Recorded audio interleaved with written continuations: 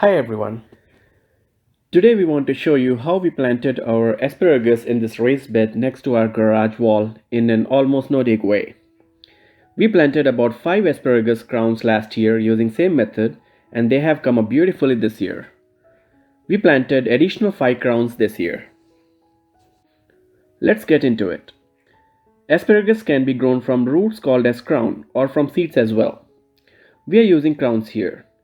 We stored them by burying them in soil medium in this container till we were ready to plant them in ground. So we are pulling these crowns out and we want to keep them moist till we put them in ground. We prepared this garage raised bed last fall by putting lots of compost on it. But last spring, the crowns that we planted were planted in the top soil directly and they did just fine too. Now we will make a wide hole about 10 to 12 inches wide and make a mound in the middle of it. This hole is not too deep. It is barely 6 inches deep. When we are done, we want to keep the top of the crown just under the soil level. It is April 7th when we are planting these crowns, and by the end of this video, we will show you an update on these. Now this is not completely no dig, but this is much less digging than usually suggested for asparagus. Which is why we tried it out last year to see if our plants would come back, and they have. So this year we are confident of trying this method out for more of our asparagus. We want to spread the roots in all directions as evenly as possible, and once we are happy with this placement, we will put a chopstick right next to this crown to mark where we planted the crown.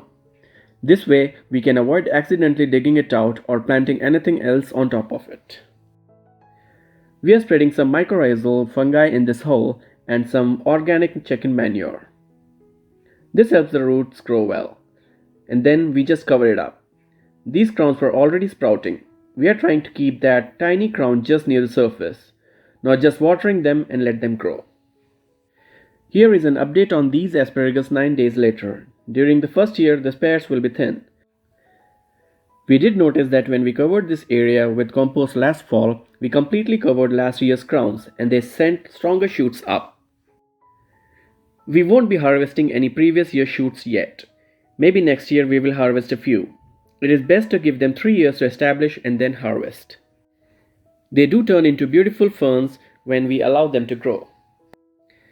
This video updated from yesterday, 30th April, and the crowns that we planted on April 7th are showing up well. That is all we have for today. If you found value in this video, please do like it and subscribe to help our channel grow. Thanks for watching.